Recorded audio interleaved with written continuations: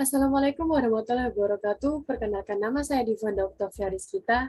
Di sini saya akan mempresentasikan hasil esai saya dengan judul Peran Generasi Milenial pada Moderasi Beragama dalam Keberagaman Kehidupan di Negara Majemuk.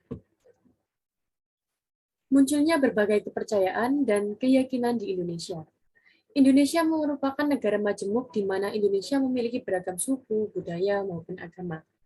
Di Indonesia juga memiliki dua aliran kepercayaan yang ada sejak zaman prasejarah, yaitu kepercayaan animisme dan dinamisme. Animisme yaitu percaya akan adanya roh yang memiliki keterkaitan terhadap kehidupan di dunia. Sedangkan dinamisme yaitu kepercayaan bahwa suatu benda memiliki kekuatan magis atau dipercaya juga benda tersebut dapat meramalkan masa depan.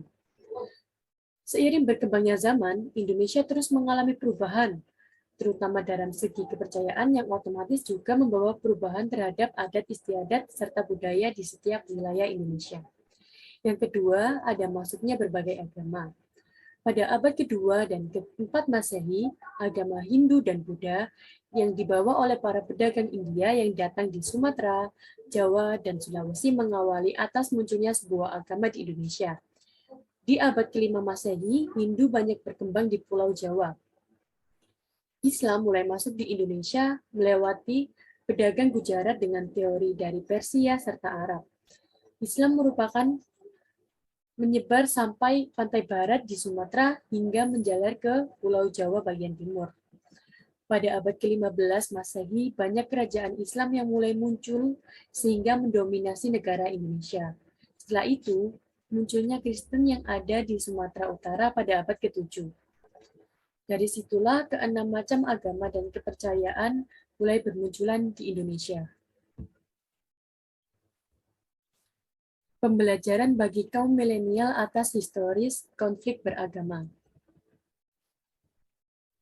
Bagi saya, keberagaman adat, budaya, maupun kepercayaan merupakan ciri khas negara Indonesia, di mana setiap wilayah punya ciri khas tersendiri. Indonesia tidak hanya sekali atau dua kali saja pernah terjadi konflik permasalahan agama, namun ada beberapa konflik yang telah terjadi di Indonesia, seperti contohnya permasalahan agama yang terjadi di Poso. Konflik ini berawal dari masalah individu menjadi masalah besar dengan beberapa faktor, dimulai dari adanya seseorang yang pindah agama dari Islam menjadi Kristen yang telah menjadi pendeta, serta banyak lagi masalah atau kegiatan yang tidak dilandaskan dengan nilai moral Pancasila sehingga menimbulkan pertengkaran. Setelah itu ada konflik Syiah dan Sunni di Jawa Timur. Konflik ini hanya perbedaan sudut pandang saja.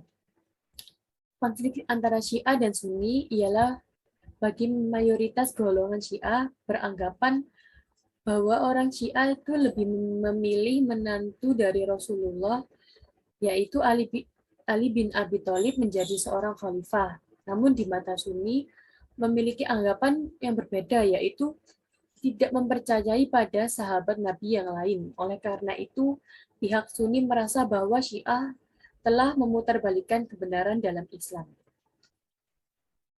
Belajar dari sebuah historis untuk Indonesia yang lebih baik lagi. Dari dua kejadian konflik keagamaan yang pernah terjadi di Indonesia cukup membuktikan bahwa memiliki faktor penggagas yang sama, yaitu mayoritas masyarakat beragama akan berusaha membenarkan atau mengenalkan bahwa ajaran agamanya itu benar. Namun upaya tersebut justru akan melukai perbedaan dengan aliran yang berbeda, walaupun mereka berada dalam satu agama. Ada 3 syarat yang dianjurkan untuk menjadi faktor pendorong berjalannya moderasi beragama, yaitu seseorang harus memiliki ilmu pengetahuan. Ilmu pengetahuan ini penting dalam melakukan moderasi keagamaan. Lalu, kemampuan seseorang dalam mengelola emosinya. Dan yang terakhir adalah selalu berhati-hati karena bisa saja sebuah pertikaian kecil dapat mengundang sebuah konflik yang besar, hanya karena sebuah kalimat yang tidak sengaja seseorang ucapkan, apalagi ketika seseorang tersebut tidak bisa mengelola emosinya. Kesimpulan yang dapat saya sampaikan yaitu, perbedaan agama merupakan bentuk dari sebuah keyakinan dan pilihan yang bersifat pribadi. Perbedaan pandangan merupakan hal yang sangat wajar dan harus saling menghormati. Tentunya dalam bermoderasi agama kita juga harus memiliki bekal ilmu pengetahuan.